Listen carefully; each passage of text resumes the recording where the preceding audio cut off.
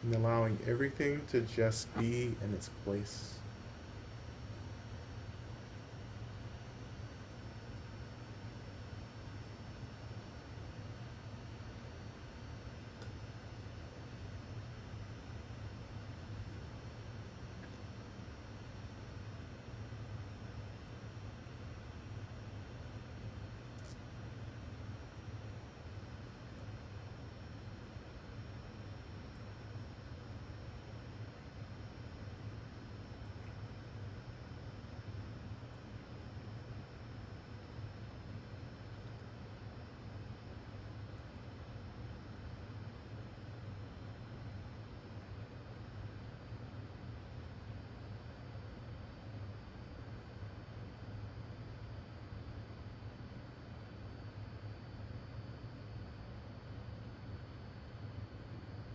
So when you're ready, returning back to noticing the seat and your body being supported by the seat, the weight of your body. And you feel grounded and stabilized, beginning to reawaken your body through just simple, slow movements. Maybe moving through a few deep cleansing breaths as well, inhaling into the nose, out of the mouth 3 times.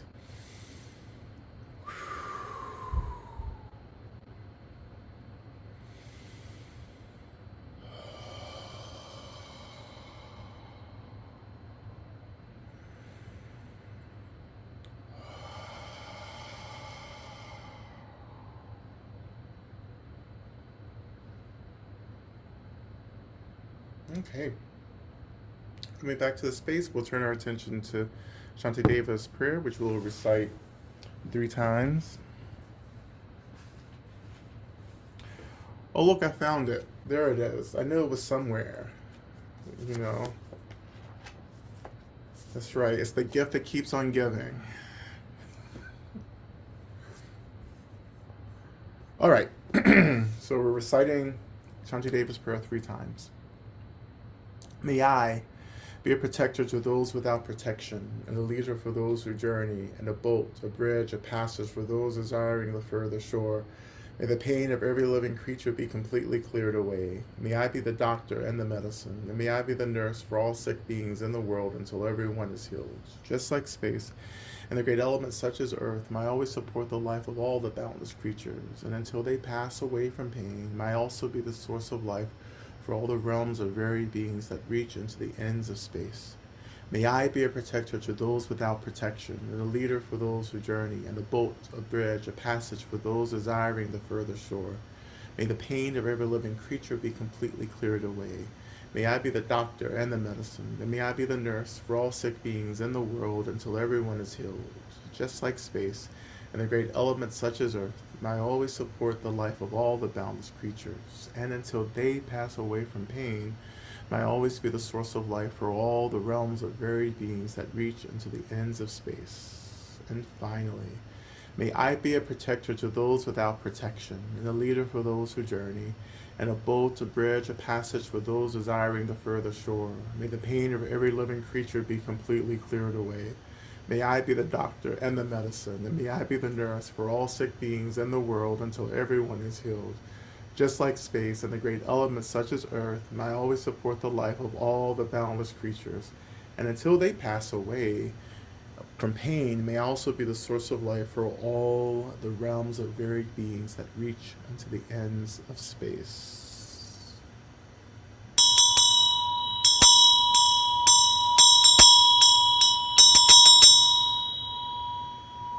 All right. All right. Thank you all so much for your practice. I just want to just take 5 minutes just to take a question or two, and they'll be it. I won't spend too long.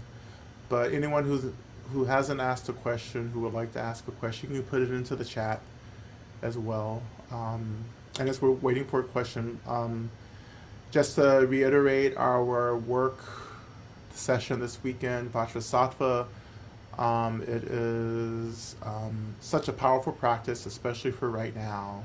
You know, just to use the power of the Vajrasattva mantra to just heal, I think it's an extension of just deep healing, and so I hope you can join and can make it um, this weekend. If you can, you also will get the recording if you can't be there in person.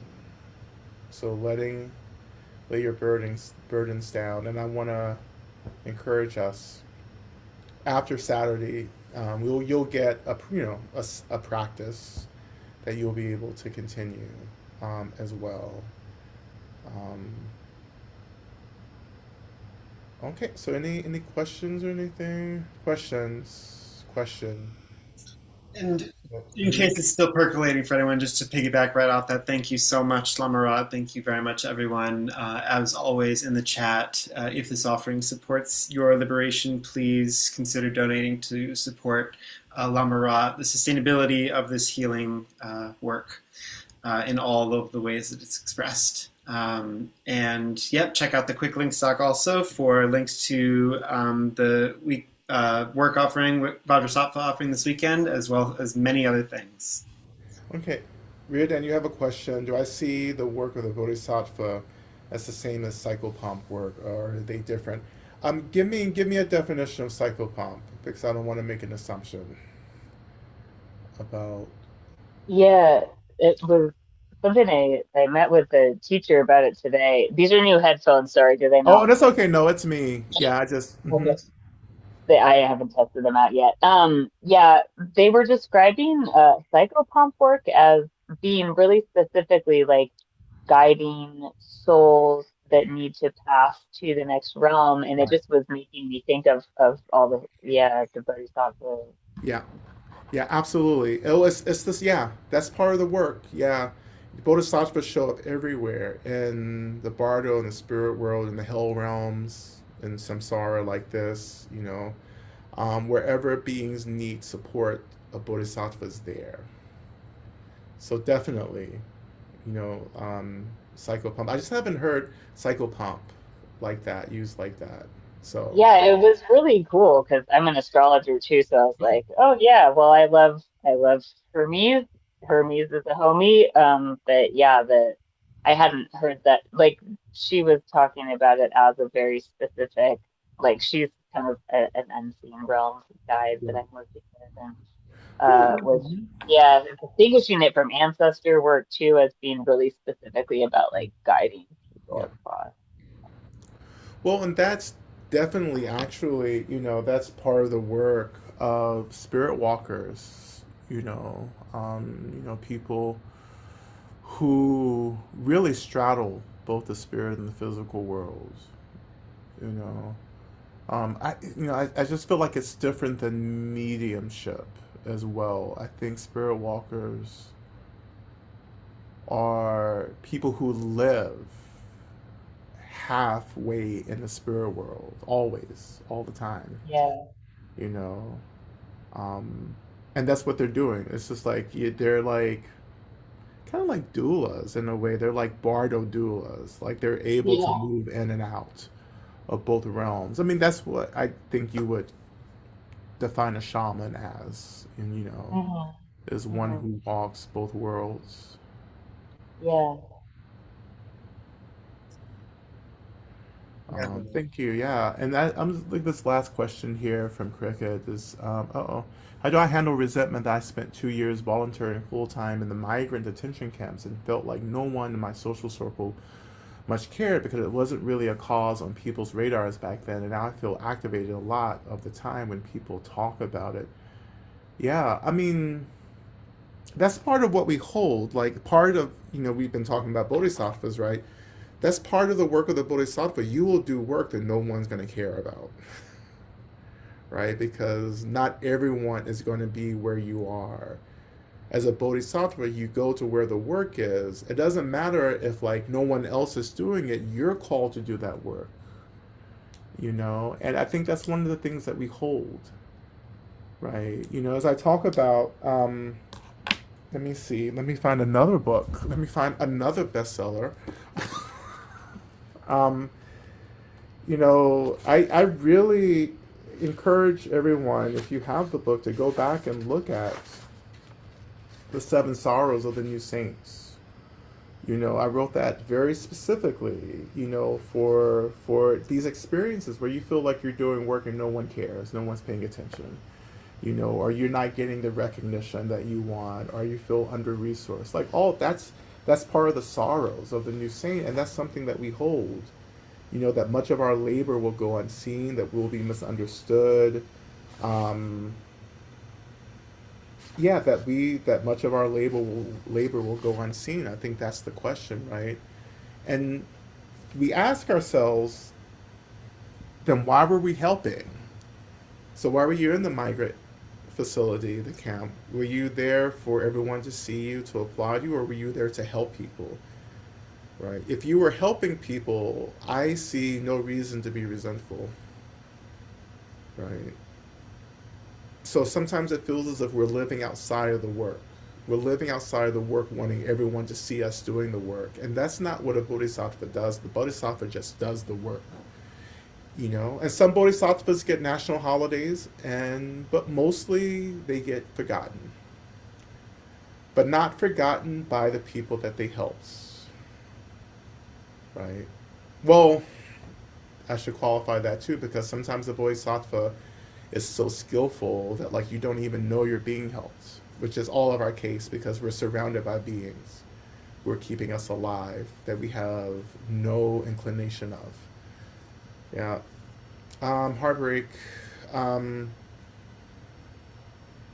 page 31.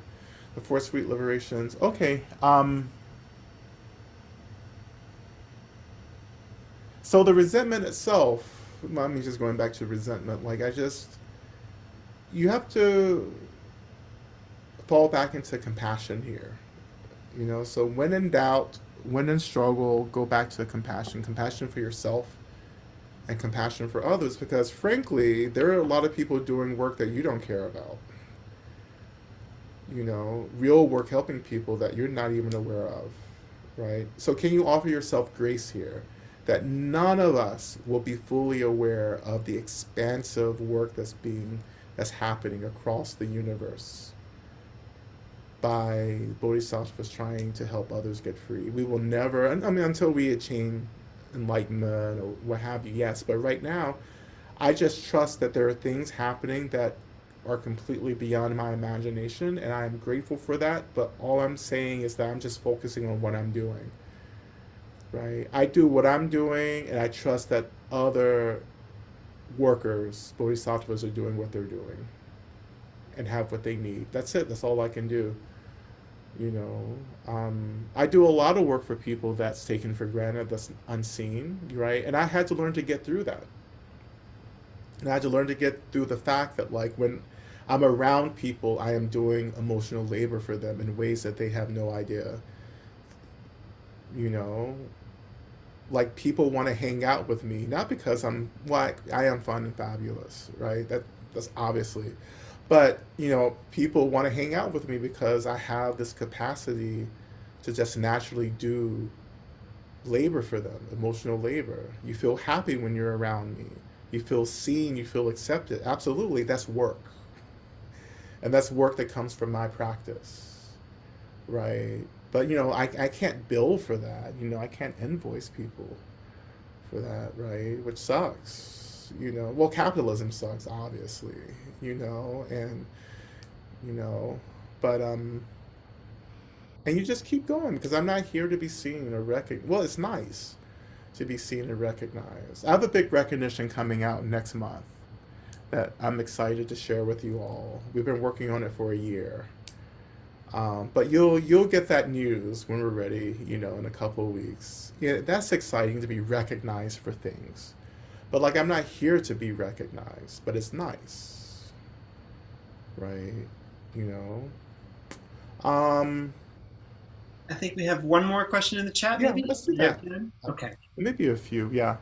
Well, it's a question that I fluctuate and wonder if you have some reflections on this. How do I know for certain when to truly rest and when it's enough and when I need to peel myself up and pull myself together and reintegrate into the struggle. Hmm. I Hmm. know that rest is so critical, but sometimes I feel like I'm down for too long and need to get myself together. Hmm. I also sometimes convince myself that rest is also part of the revolution because it is, but maybe I'm using it as an excuse. But then again, sometimes I'm just so very tired. So Hmm. here I am in fluctuation. When can I be sure it is time? It is confusing. Like this is a hard question. When have I rested enough? Right. And I think this is something that we're having to be in just a real dialogue with our bodies. We have to actually learn how our bodies are telling us when we've crossed the line, right? And that just takes time to do. And I learned it because I kept going over the line and suffering and shutting down, right? And losing focus and like getting burnt out.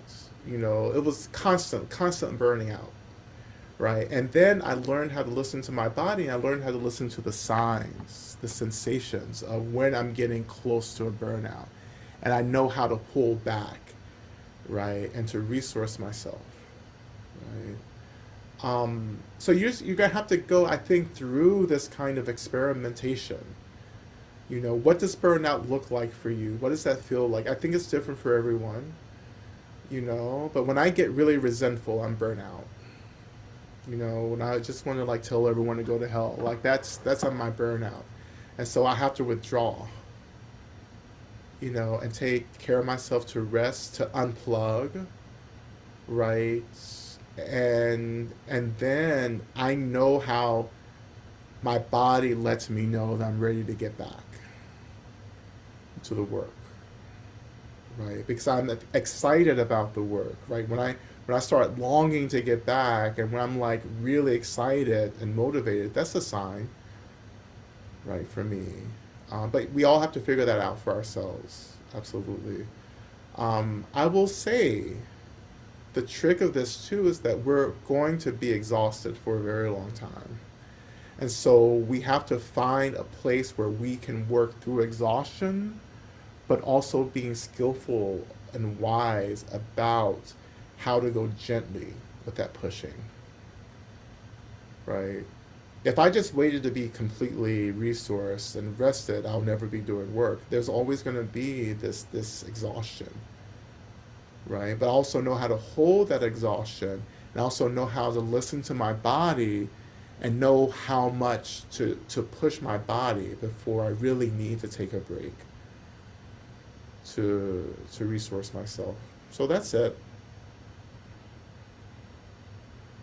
Um, and you're also doing this is again what is extraordinary about this is that we're all doing collective labor. It's not you, friends. You're not that exhausted. You're not that overwhelmed. But this pesky thing called bodhicitta, which I call awakened care, will actually compel you to do collective work in ways that you're not even conscious of. And you're taking all of this on because honestly, most beings are not doing enough work. Right? This is why the bodhisattva is so important, because the bodhisattva is trained to come in and to do much more labor, not just labor for themselves, but labor for many beings at once. Right? Um, so, what has helped me over the years is understanding that it's not just me that's struggling. I'm taking on the struggle of so many beings around me, both living and non living, and more than human. Right? And it's okay, because why is it okay? It's okay because I chose this. I'm doing this on purpose. Right? Like I wouldn't say no now. If I could get the choice of just like shutting down, right? I wouldn't choose it, right? Because I understand that I did this on purpose, right? And you will celebrate this. I know it's hard. I know we're in the thick of it, right? But you will celebrate this. The choice in your life right now to show up, to say yes, to meet this moment with a lot of love, and also, with the appropriate amount of resistance and pushing, and acting up, right? You will celebrate this. I promise you. When it's time for you to transition back, right, to the bardo, to the spirit world, you will celebrate this, and you will say, "Oh my God, Lama Rod really inspired me to keep going. Like, he is definitely a Buddha." And if you like think about that, if you know that you're going to be like really appreciative, you can just kind of back that up from the future, come back to the present and say, you know what, I need to throw Lama Rod some coins now, just to like, so I don't like end up transitioning without having like offered all his coins to him. Right? Does that make sense?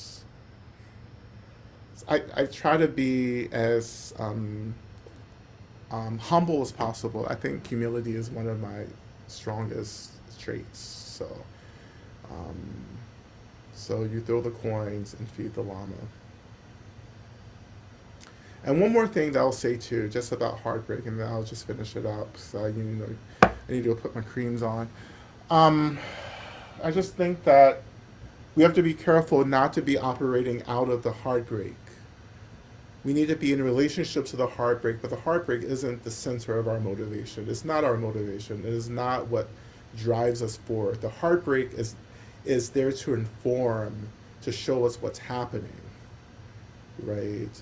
It's the love, the care, the compassion that motivates us forward. God so loved the world, like that whole notion. So it's about being, but not being in love, but loving the world, loving people, beings. That's what drives us forward. And it's the heartbreak that lets us know that there is deep discomfort happening, right? And that's what's at stake, is intense discomfort. If we don't do what we need to do, there's just going to be more and more suffering. And the heartbreak is what keeps us aligned with the reality of heartbreak and suffering. Okay. So I hope to see you all Saturday as well. I think it's going to be really fun. I'm going to watch the soccer. Okay.